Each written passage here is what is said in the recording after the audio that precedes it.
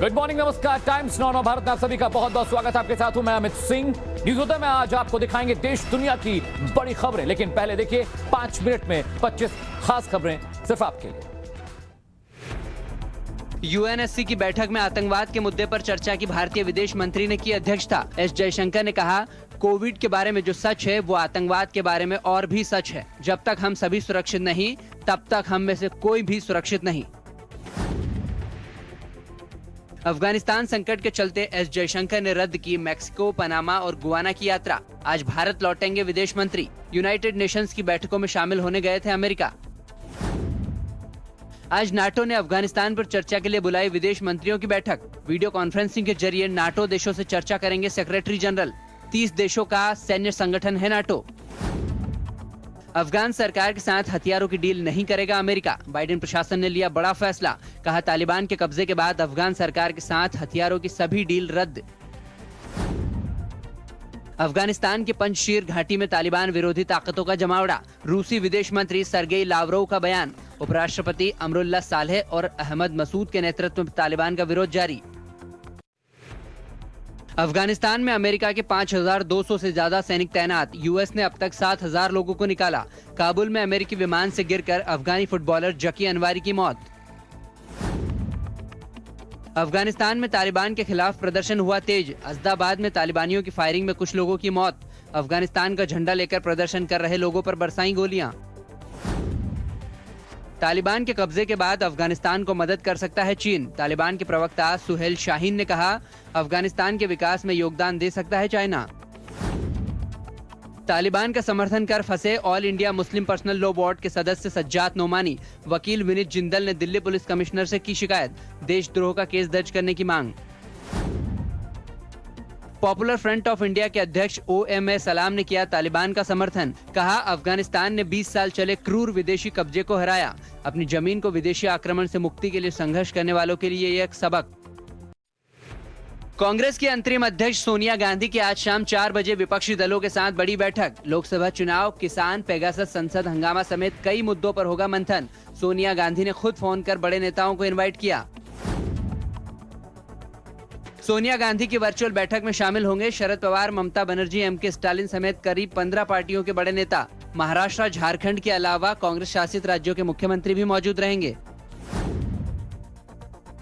UP चुनाव को लेकर गृह मंत्री अमित शाह के घर 3.5 घंटे तक हुआ मंथन। सीएम योगी, JP नड्डा, स्वतंत्र देव सिंह और सुनील बंसल हुए शामिल। यूपी में 23 अगस्त से बूथ विजय अभियान लॉन्च करेंगे नड्डा। तेज प्रताप यादव का बिहार आरजेडी के अध्यक्ष जगदानंद सिंह पर निशाना। कहा, दोनों भाइयों को लड़ाकर परिवार को बांटना चाहते हैं जगदानंद। आरजेडी के संविधान लेकर कोर्ट जाने का दावा किया। ओबीसी संविधान संशोधन बिल को मिली राष्ट्रपति की मंजूरी। राज्यों और केंद्र शासित प्रदेशों को मिली ओबीसी लिस्ट तैयार करने की शक्ति। मॉनसून सत्र में मोदी सरकार ने बिल किया था पास। पश्चिम बंगाल में चुनाव के बाद हुई हिंसा की जांच के लिए सीबीआई ने 4 नई टीमें बनाई। कलकत्ता हाईकोर्ट के फैसले को ममता सरकार सुप्रीम कोर्ट में चुनौती देगी। केंद्रीय मंत्री स्मृति ईरानी ने कहा, पीड़ितों को इंसाफ मिलेगा। जम्मू कश्मीर में बढ़ने लगी पॉलिटिकल किलिंग। कुलगाम में अपनी पार्टी के नेता गुलाम हसन की गोली मारकर हत्या। पीडीपी के ब्लॉक प्रेसिडेंट भी रह चुके थे हसन। जम्मू कश्मीर के राजौरी में सुरक्षा बल और आतंकियों के बीच में मुठभेड़। सेना का एक JCO शहीद, 2 जवान हुए घायल। एक आतंकी भी ढेर। श्रीनगर में आतंकियों के ग्रेनेड हमले में 2 पुलिसकर्मी घायल। पंजाब के जलंधर में खेतों में मिले 27 पाकिस्तानी गुब्बारे। हुंदल ढाणा गांव में पाकिस्तानी झंडा और गुब्बारे मिलने से फैली दहशत। सदर थाना पुलिस जांच में जुटी। अवैध धर्मांतरण मामले में यूपी ATS ने दाखिल की चार्जशीट। 6 आरोपियों के खिलाफ ATS ने स्पेशल कोर्ट में चार्जशीट फाइल की। अवैध धर्मांतरण मामले में जेल में बंद है 10 आरोपी। उत्तर प्रदेश में सरकारी कर्मचारियों को योगी सरकार का रक्षाबंधन गिफ्ट। महंगाई भत्ते में 28% की बढ़ोतरी का सीएम ने किया ऐलान। 15 लाख कर्मचारी और शिक्षकों के साथ ही 12 लाख पेंशनर्स को होगा फायदा। उत्तराखंड में महिलाओं को मिला राखी का तोहफा। प्रदेश में 22 अगस्त को बसों में फ्री यात्रा कर सकेंगी महिलाएं। दिल्ली में आज रहेगी मुहर्रम की छुट्टी। केंद्र के आदेश के बाद केजरीवाल सरकार ने घोषित किया अवकाश। शुक्रवार को दिल्ली में बैंक भी बंद रहेंगे। गुजरात के सोमनाथ मंदिर में अब श्रद्धालुओं के लिए बढ़ेंगी सुविधाएं। समुद्र दर्शन पैदल पथ, प्रदर्शनी और स्टेडियम समेत कई परियोजनाओं का उद्घाटन करेंगे पीएम मोदी। पार्वती मंदिर की आधारशिला भी रखेंगे प्रधानमंत्री। आज पूर्व पीएम राजीव गांधी की 76वीं जयंती। सद्भावना दिवस पर कांग्रेस की ओर से दिल्ली में फोटो एग्जीबिशन का आयोजन। देश भर में खेल, सांस्कृतिक, रक्तदान शिविर समेत कई कार्यक्रम होंगे। और काम की 25 बड़ी खबरों के बाद रुख करते यूएनएससी में आतंकवाद पर एक बहुत बड़ा बयान दिया जयशंकर ने। उन्होंने कहा कि किसी भी तरह से पाकिस्तान को छोड़ा नहीं जाएगा। उन्होंने बिना नाम ये पाकिस्तान को लताड़ा है। उन्होंने कहा कि कुछ लोग आतंकवाद को जस्टिफाई करने में लगे हुए हैं। आतंकवाद को लेकर कुछ लोग सिलेक्टिव हो गए हैं। आतंकवाद और कोरोना एक जैसे हैं, जब तक ये जड़ से नहीं खत्म होंगे इंसान बच नहीं पाएगा। एस जयशंकर लगातार आतंकवाद के मुद्दे पर पाकिस्तान को लताड़ते रहे हैं और एक बार फिर से उन्होंने बयान दिया। उन्होंने कहा कि आतंकवाद से हिंदुस्तान किसी भी तरह का समझौता नहीं करेगा, चाहे लड़ाई कितनी भी बड़ी हो। इस वक्त की बड़ी खबर आपको बता रहे हैं, भारत के विदेश मंत्री एस जयशंकर ने पाकिस्तान को लेकर एक बहुत बड़ा बयान दिया। उन्होंने कहा कि पाकिस्तान सिर्फ आतंकवादी पौध पैदा करने वाली कौम है, देश बन गई है। यूएनएससी की बैठक के दौरान अफगानिस्तान मुद्दे पर चर्चा हुई। इस बैठक की अध्यक्षता भारत की तरफ से विदेश मंत्री एस जयशंकर कर रहे थे। इस दौरान उन्होंने आतंकवाद को बढ़ावा देने वाले पाकिस्तान को बातों बातों में लताड़ा। उन्होंने क्या कुछ कहा, ये एक्सक्लूसिव रिपोर्ट देखिए।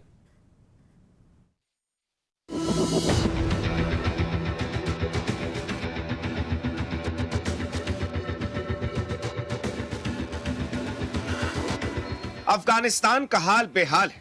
या तो इंसान तालिबान राज में मरने के लिए मजबूर है या फिर किसी दूसरे देश में शरणार्थी बनने पर।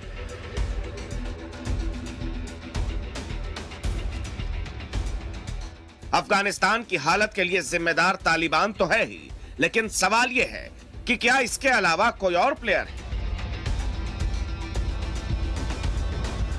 इस सवाल का जवाब यूएनएससी में भारत के विदेश मंत्री एस जयशंकर ने इशारों में दे दिया। Events unfolding in Afghanistan have naturally enhanced global concerns about their implications for both regional and international security. The heightened activities of the proscribed Haqqani network justifies this growing anxiety. Whether it is in Afghanistan or against India, groups like Lashkar-e-Toiba and Jaish-e-Mohammed continue to operate with both impunity and encouragement. It is therefore vital that this Council does not take a selective, tactical, or even a complacent view of the problems we face. UNSC में विदेश मंत्री जयशंकर ने पाकिस्तान का नाम तो नहीं लिया, लेकिन आतंकवाद को लेकर एक और बड़ी बात साफ साफ कही। I made it very clear that we have had unfortunately a long experience with cross-border terrorism. We're not the only country which has had it. Other countries have had it. I mentioned Afghanistan as an example. And I specifically, in fact, mentioned some of the groups that you did, Jaish-e-Mohammed and Lashkar-e-Taiba. And I think this is a continuing issue, and we made the point very strongly that it's important, therefore, that there are no double standards, that there are no distinctions. Terrorism is terrorism.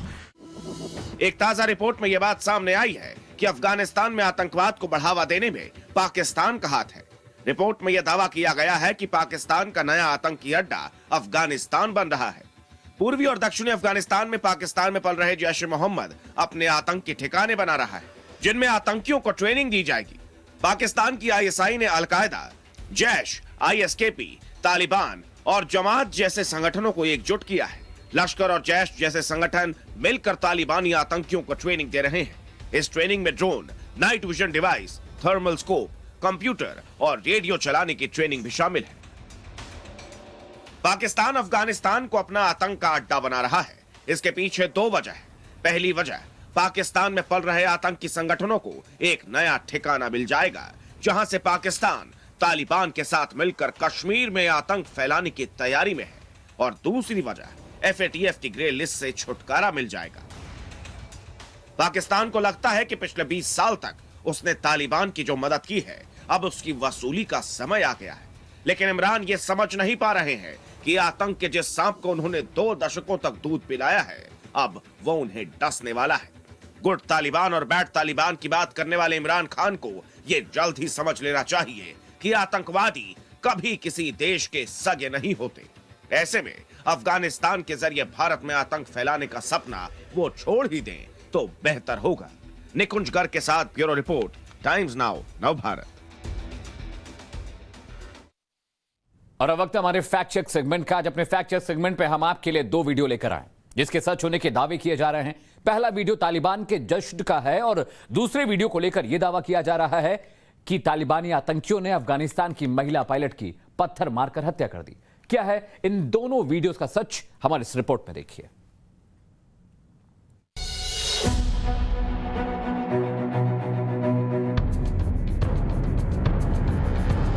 Afghanistan में किस तरह से वहां के लोगों को बर्बाद किया जाता है और वहां के बाशिंदे किसी भी तरह से अफगानिस्तान को छोड़कर भागने की कोशिश कर रहे हैं।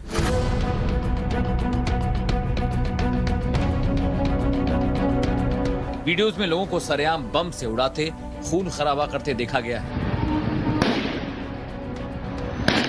लेकिन अब जो वीडियो हम आपको दिखाने जा रहे हैं वो आज से पहले आपने कभी नहीं देखा होगा।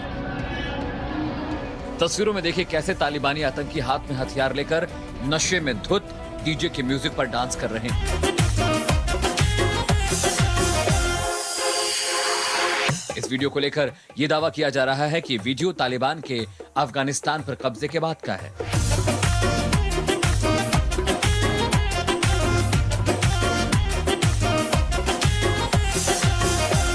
जब हमारी फैक्ट चेक टीम ने इस वीडियो की पड़ताल शुरू की तो हमें पता लगा कि इस वीडियो को अलग अलग सोशल मीडिया प्लेटफॉर्म्स पर अलग अलग तारीख और वक्त में पोस्ट किया गया है। लेकिन हमारी पड़ताल में यह बात सामने आई कि ये वीडियो अभी का नहीं बल्कि 25 मार्च 2021 का है। अफगानिस्तान पर तालिबान के कब्जे से बहुत पहले का, यानी इस वीडियो को लेकर किया जा रहा दावा फर्जी है।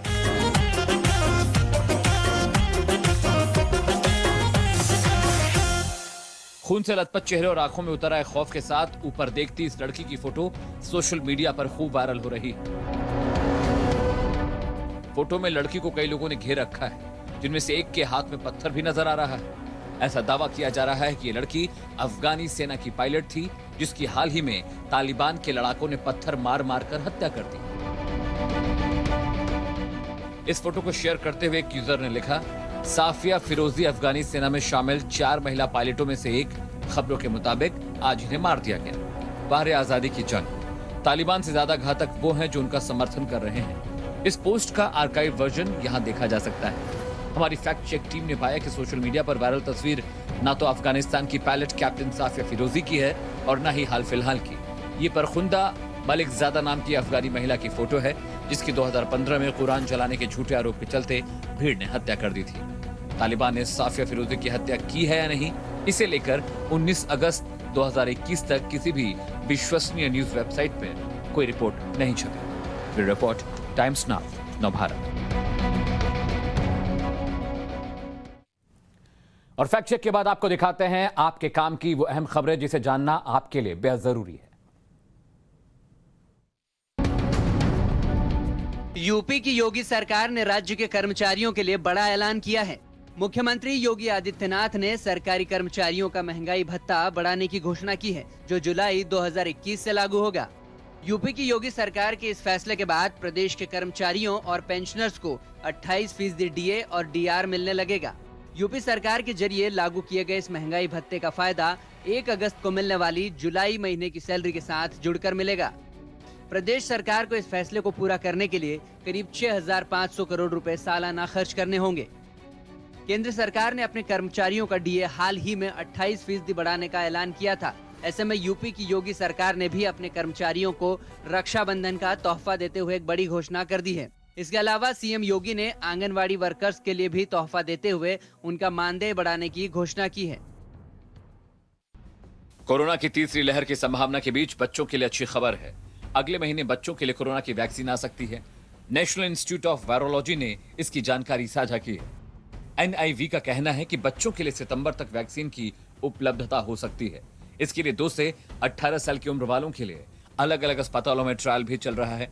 बच्चों की कम से कम 5 वैक्सीन पर काम चल रहा है। तीसरी लहर के बारे में ये बताया जाता है कि तीसरी लहर जो है बच्चों पर और अल्पवयस्कों पर ज़्यादा प्रभावकारी होगी। तो ऐसी परिस्थितियों में यदि इस तरह की वैक्सीन का इजाद होता है तो मैं समझता हूँ ये सुखद है। इससे पहले एम्स के निदेशक डॉक्टर रणदीप गुलेरिया भी कह चुके हैं कि बच्चों के लिए भारत बायोटेक की वैक्सीन का ट्रायल आखिरी चरण में है और सितंबर तक उसके आंकड़े उपलब्ध हो सकते हैं। रक्षाबंधन के मौके पर उत्तराखंड सरकार ने महिलाओं को बड़ा तोहफा दिया है। रक्षाबंधन के दिन इस बार भी महिलाओं को सरकार ने रोडवेज बसों में फ्री यात्रा की सौगात दी है। मुख्यमंत्री पुष्कर सिंह धामी के निर्देश के बाद परिवहन सचिव ने मुफ्त बस यात्रा को लेकर आदेश जारी कर दिया। आदेश में कहा गया है कि रक्षाबंधन के दिन प्रदेश की महिलाओं को राज्य के अंदर उत्तराखंड परिवहन निगम के जरिए संचालित रोडवेज बसों के किराए में 100% की छूट दी जाएगी। इस सुविधा को देने पर होने वाले खर्च को सरकार वहन करेगी। इस घोषणा के तहत छूट का लाभ केवल राज्य के अंदर यात्रा करने पर ही मिल सकेगा। इसके अलावा इस दौरान कोरोना प्रोटोकॉल का पूरा पालन करना होगा। बहनों को सौगात भी दे रहे हैं, बसों में फ्री की यात्रा हमेशा होती है रक्षाबंधन में, वो उसको हमने बसों में यात्रा उनकी इस बार भी निःशुल्क रहेगी। इससे पहले उत्तर प्रदेश, बिहार और हरियाणा सरकार भी महिलाओं को रक्षाबंधन के दिन बसों में फ्री सफर का तोहफा दे चुकी है।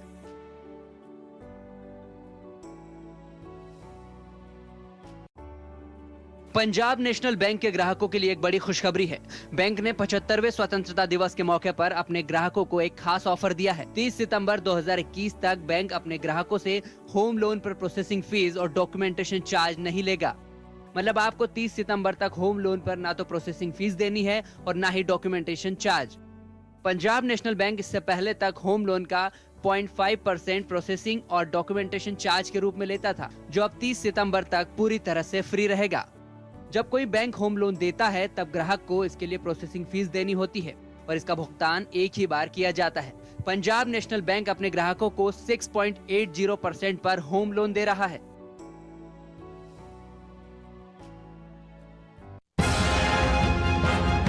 अगर आप आने वाले दिनों के अंदर कहीं घूमने का प्लान कर रहे हैं तो IRCTC आपके लिए बेहद आकर्षक ऑफर लाया है। IRCTC ने गुजरात घूमने वाले पर्यटकों के लिए विशेष एयर पैकेज का ऐलान किया है। गुजरात यात्रा का ये पैकेज 6 दिन और 5 रात का रखा गया है। इसके तहत आपको अहमदाबाद, वडोदरा, द्वारका, राजकोट और सोमनाथ की यात्रा कराई जाएगी। इस पैकेज के लिए प्रति व्यक्ति 24,360 रुपए का चार्ज तय किया गया है। साथ ही इस पैकेज में स्टैच्यू ऑफ यूनिटी की यात्रा भी शामिल है। IRCTC की तरफ से इस यात्रा की शुरुआत गांधी जयंती के दिन यानी 2 अक्टूबर को की जाएगी। यात्रा की शुरुआत रायपुर एयरपोर्ट से होगी। आप 21 दिन पहले अपनी यात्रा की बुकिंग को कैंसिल कर सकते हैं। तो ये पैकेज कॉस्ट का 30% हिस्सा काटकर बाकी पैसा वापस कर दिया जाएगा। 21 से 15 दिनों के अंदर 55% और 4 से 8 दिनों के भीतर कैंसिल करने पर 80% फीस काटकर वापस कर दी जाएगी। अगर आप 8 दिन के अंदर यात्रा को कैंसिल करते हैं तो कोई भी रिफंड नहीं होगा। अंतर्राष्ट्रीय टूर्नामेंट में जाने वाले खिलाड़ियों से उम्मीद की जाती है कि वो पदक जीत कर आए, लेकिन कुछ उम्मीदें खिलाड़ियों की सरकारों से भी होती हैं। राजधानी दिल्ली में एक इलाका ऐसा भी है जहां के खिलाड़ी एक अदद खेल के मैदान के लिए जंग लड़ रहे हैं। दिल्ली सरकार से अपना हक मांग रहे हैं। उनका हक क्यों नहीं पूरा हो रहा है, इस रिपोर्ट के जरिए समझने की कोशिश कीजिए।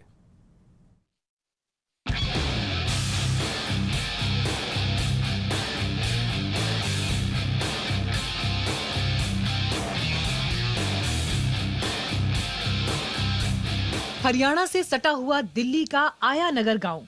यहाँ दूर दराज से लड़कियां कबड्डी के दाव पेंच सीखने आती हैं, लेकिन ये प्लेग्राउंड अब इनसे छिनने जा रहा है। इन नए प्रतिभावान खिलाड़ियों को खेल के मैदान के अधिकार के लिए दिल्ली उच्च न्यायालय में याचिका लगानी पड़ी। याचिका में कहा गया कि इस खेल की जमीन को, जो कि गांव की इकलौती जमीन है और दूर दूर से यहां पर लड़कियां खेलने के लिए आती हैं, उसको बचाए रखने के लिए कोर्ट संज्ञान ले। इसको लेकर दिल्ली हाई कोर्ट ने दिल्ली के शिक्षा निदेशालय को नोटिस भी दिया है। लेकिन सवाल यह है कि जब देश में उभरते तमाम खिलाड़ियों को बेसिक सुविधा भी मुहैया कराने में सरकारें नाकाम रहती हैं, ऐसे में ओलंपिक, कॉमनवेल्थ जैसे बड़े गेमों के दौरान ही उनसे बहुत बड़ी उम्मीद करना एक बेमानी सी लगती है। इन लड़कियों ने दिल्ली हाई कोर्ट से गुहार लगाई है कि यही एक मैदान है जिसमें खेलने के लिए आयानगर ही नहीं बल्कि घिटौरनी, जोनापुर मंडी, गदाईपुर, सुल्तानपुर के खिलाड़ी आते हैं। काफी पहले इस मैदान में झाड़ भरा हुआ था और मैदान उबड़ खाबड़ था। इन लोगों ने चंदे से पैसा इकट्ठा कर इसे समतल कराया, यहाँ पौधे लगाए, साथ ही प्रैक्टिस के लिए दूसरी जरूरी सामान का इंतजाम किया। खुद के खर्चे पर कबड्डी सीखने के लिए 2 कोच भी रखे हुए हैं। क्योंकि ये हमारा ग्राउंड हमसे छीना जा रहा है, इसलिए हम अपने ग्राउंड की मांग के लिए हम कोर्ट पे ये वो करना चाहते हैं कि हमें जो हम यहाँ पे इतने सालों से खेल रहे हैं, 5-6 साल हो गए, यहाँ पे बहुत लोग नेशनल भी खेल चुके हैं, तो वही है कि ये ग्राउंड हमसे छीना जा रहा है। तो हम चाहते हैं कि जो करना है, लेकिन हमें ये ग्राउंड की जो हम खेलते हैं यहाँ पे वो हमसे ना छीनी जाए। पहले इस मैदान में सिर्फ लड़के ही खेलते थे, लेकिन अब लड़कियां भी खेलती हैं। सपना देश के लिए मेडल जीतने का है। ज्यादा कुछ नहीं चाहिए, सिर्फ जितना हमारा ग्राउंड है हमें उतनी जमीन चाहिए, हमें कोई ज्यादा एक्सपेक्टेशन नहीं है गवर्नमेंट से। आसपास और कोई प्लेग्राउंड है नहीं, सिर्फ एक यही हमारे पास ग्राउंड था, तो इसलिए हम सिर्फ इतनी अपील करना चाहेंगे कि हमारा ये ग्राउंड बच जाए। करियर में कुछ करना है तो हमें ग्राउंड तो चाहिए होगा, इसलिए हम कह रहे हैं कि जितनी हमारी जमीन है उतनी छोड़ दी जाए। आया नगर के सती मंदिर के पास करीब 2 बीघा जमीन पर सालों से ये खेल का मैदान है। 2013 में इस जगह को डिविजनल कमिश्नर ने स्पोर्ट्स ग्राउंड के लिए मार्क भी किया। इसी के साथ सटी हुई 50 बीघे जमीन पर सरकारी स्कूल बन रहा है, लेकिन 2018 में हुई गड़बड़ी के बाद से खेल के मैदान का आधा हिस्सा स्कूल में शामिल हो गया। उसके बाद यहाँ 4 दीवारी बन गई, रेत मिट्टी डाल दिया गया। तमाम गुहार के बाद भी जब कोई सुनवाई नहीं हुई तो ये लड़कियां माता पिता की मदद से हाई कोर्ट पहुंच गई। सरकार की गलती से बच्चों को आज यहाँ पर जो है परेशान होना पड़ रहा है। आसपास किसी गांव में कोई भी ऐसा सेंटर नहीं है, वरना बच्चों को यहाँ से 30-30 किलोमीटर दूर जाना पड़ता है। फिलहाल इस मैदान को लेकर तमाम भावनाएं इन छोटे छोटे खिलाड़ियों की जुड़ी हैं, जिनमें लड़के भी हैं और लड़कियां भी हैं, लेकिन फिलहाल उनके मन में एक दुख भी है कि कहीं उनका ये खेल का मैदान उनसे हमेशा के लिए छिन ना जाए। लेकिन फिलहाल वो अपने खेल को भी जारी रख रहे हैं और साथ ही कानूनी लड़ाई भी लड़ रहे हैं, और उनकी उम्मीद है कि वो हाई कोर्ट के जरिए अपने इस खेल के मैदान को जरूर वापस पा लेंगे। अपने सहयोगी अनिल अरोड़ा के साथ मैं गौरव श्रीवास्तव, टाइम्स नाउ भारत, दिल्ली से। बात भी चले रुक करते इस वक्त की बड़ी खबर का। जम्मू कश्मीर में आतंकियों ने एक नया चलन शुरू किया है। राजनीतिक पार्टियों के नेताओं को उन्होंने टारगेट करना शुरू कर दिया है। ताजा मामला जम्मू कश्मीर के कुलगाम का है, जहां आतंकियों ने अपनी पार्टी के नेता गुलाम हसन को सरेआम गोलियों से भून दिया। घायल गुलाम हसन को अस्पताल में इलाज के लिए भर्ती करवाया गया है, लेकिन उन्होंने इलाज के दौरान दम तोड़ दिया। एक के बाद एक राजनीतिक हत्याओं से जम्मू कश्मीर में हर पार्टी के नेताओं के बीच डर का माहौल है।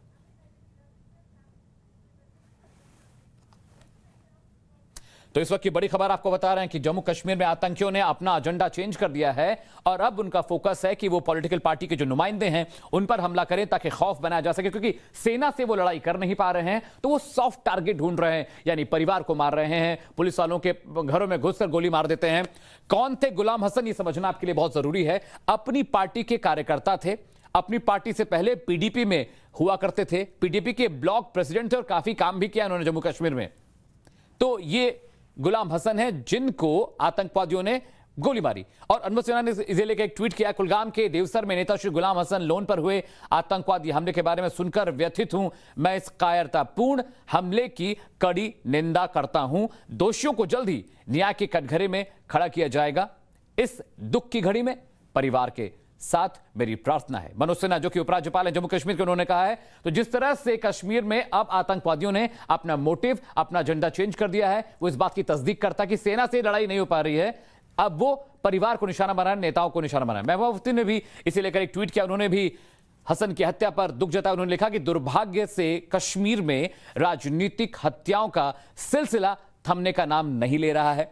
साथ ही साथ उन्होंने लिखा कि अपनी पार्टी के नेता गुलाम हसन लोन की हत्या की घोर निंदा करती हूं। तो देखिए जिस तरह से परिवार के प्रति मेरी गहरी संवेदना है, ये कुछ महबूबा मुफ्ती ने लिखा है। तो जिस तरह से कश्मीर में अब आतंकवादियों ने अपना जो मॉडस ऑपरेंडी वो चेंज कर दिया, उनको पता कि सेना से वो लड़ नहीं सकते, इसलिए अब वो क्या कर रहे हैं, वो नेताओं को, परिवारों को निशाना बना रहे हैं। इधर जम्मू कश्मीर में एक के बाद एक नेताओं पर आतंकी जब हमले होने शुरू हुए तो ये समझ में आया कि आखिर इसके पीछे की वजह क्या है।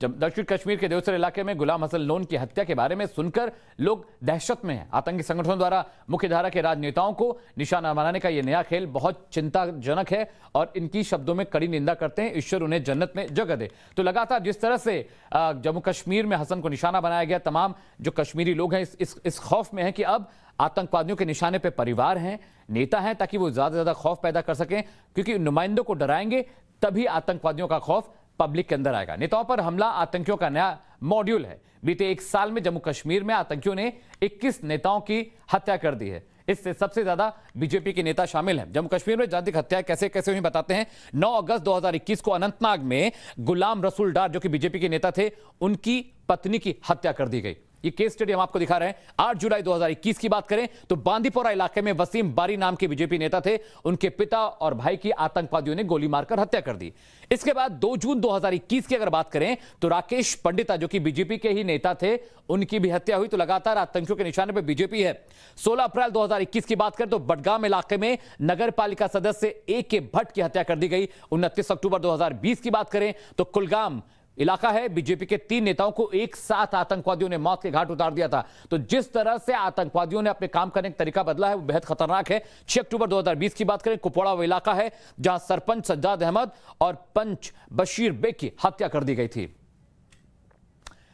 इसी साथ अगर 3 सितंबर 2020 की बात करें तो पंच जावेद इकबाल की हत्या की गई थी। और ये तमाम वो आंकड़े हैं जिन आंकड़ों को देखने के बाद ये लगता है कि लगातार आतंकवादी न सिर्फ नेताओं को निशाना बना रहे हैं, बल्कि उनको ये लगता है कि अगर नेताओं को निशाना बनाया गया, नेताओं की हत्या की गई, तो उनको ज्यादा इंपैक्ट हो पाएगा। इसके साथ ही आपकी मुलाकात यूपी के उमा सिंह से कराएंगे, जिन्होंने एक्टर सोनू सूद को लेकर कमाल की बात कही है। और ये जो हमारा सेगमेंट होता है, इसमें हम आपको वायरल वीडियोस के बारे में बताते हैं जो दुनिया भर से हम आपको दिखाते हैं। हमारी इस रिपोर्ट में देखिए कि आखिर क्या कुछ उमा सिंह ने सोनू सूद के लिए कहा है।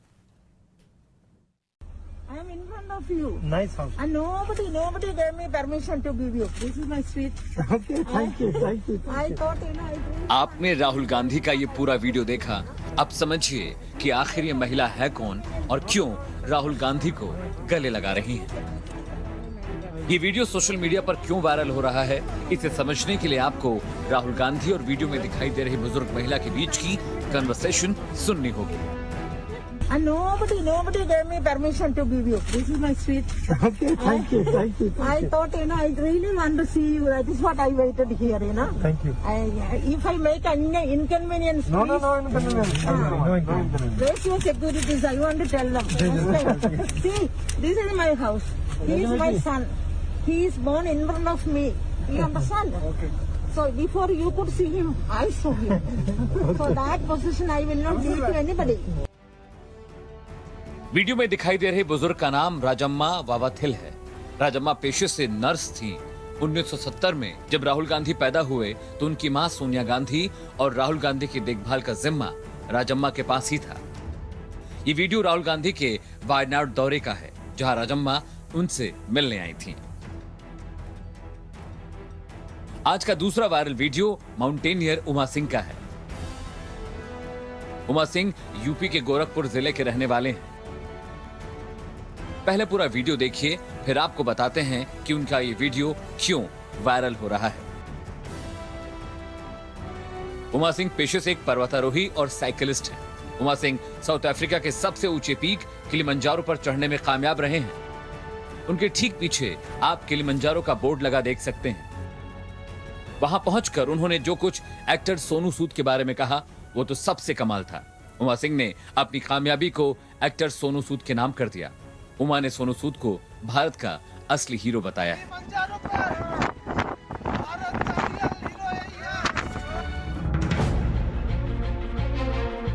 आज की तीसरी वायरल खबर आपको हंसाएगी भी और हैरान भी करेगी। महंगाई की मार और पेट्रोल डीजल की बढ़ती कीमतों के बीच देश का हर एक नागरिक परेशान है। सबसे पहले इन तस्वीरों से वाकिफ हो जाइए, इसके बाद आपको इस वायरल खबर का मतलब समझाते हैं। तस्वीर देखने के बाद आपको समझ में नहीं आ रहा होगा कि ऐसा क्या है इन तस्वीरों में जो ये सोशल मीडिया पर इतनी वायरल हो रही हैं। इन तस्वीरों में आपको एक न्यू वेडिंग कपल दिखाई दे रहा होगा।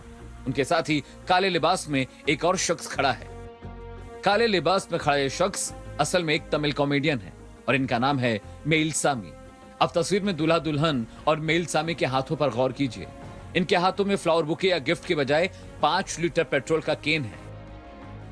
शादी के मौके पर मेइलसामी ने न्यू वेडिंग कपल को गिफ्ट में पेट्रोल दिया है। मेइलसामी के इस अजब गजब अंदाज ने सबको हैरान कर दिया है। ब्यूरो रिपोर्ट, टाइम्स नाउ, नव भारत। और बीते 8 महीनों में कृषि कानूनों के खिलाफ दिल्ली की सीमाओं पर लगातार आंदोलन हो रहे हैं, प्रदर्शन हो रहे हैं। कुछ दिन पहले किसान संयुक्त मोर्चा ने विकल पचार को अखिल भारतीय स्वामीनाथन आयोग के राष्ट्रीय अध्यक्ष भी बनाया। उन्हें बाहर निकाल दिया गया। क्या कुछ है इस पूरी खबर में, समझिए।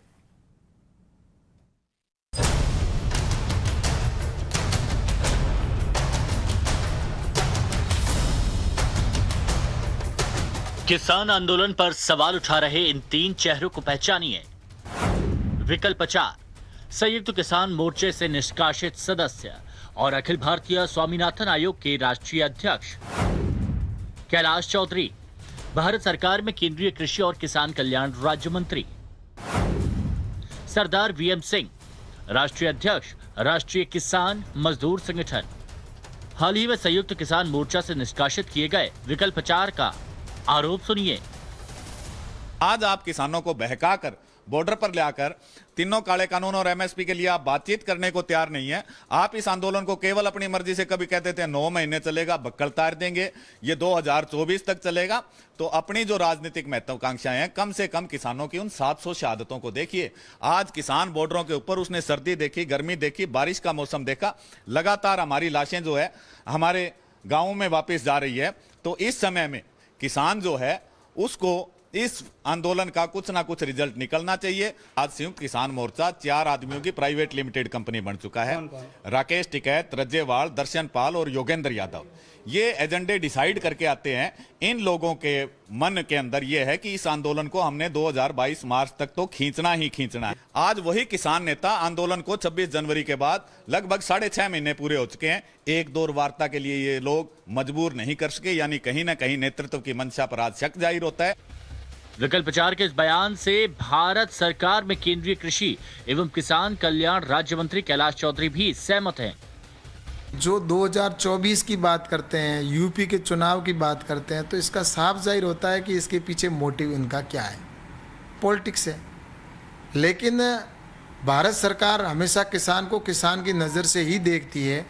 और हमारी सरकार है वो, चाहे वो देश का कोई भी प्रदेश का किसान हो, वो चाहे खेत में काम करने वाला हो, चाहे वो अपने उत्पादन से प्रोसेसिंग कर रहा हो, हर किसान को हम किसान की नज़र से देखते हैं। और इसलिए जो यूनियन के नेता जो यहाँ पर आंदोलन कर रहे हैं, उनको भी हम किसान की नज़र से ही देख रहे हैं, उनके लिए हमेशा तैयार हैं।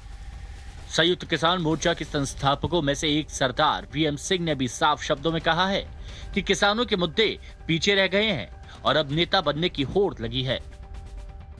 आज मुद्दे पीछे चले गए हैं, नेता बनने की होड़ आगे आ गई है। यही चीज़ इन्होंने मेरे साथ किया था। शुरू में जब हम लाने के बाद जब मुझे कोरोना हो गया, मैंने कहा कि बिल्स को होल्ड पे रख दो और आप जो हैं वार्ता करो। तो उस पर उन्होंने कहा वीएम सिंह ये बात कर रहा, वीएम सिंह को हटा रहे हैं। कौन हटा रहे हैं? कप्तान वीएम सिंह था, AIKCC का कप्तान वीएम सिंह था। जो खिलाड़ी है कि वो कप्तान को हटाएंगे, कप्तान खिलाड़ी को हटाएगा। पर हमने रायता नहीं फैलने दिया।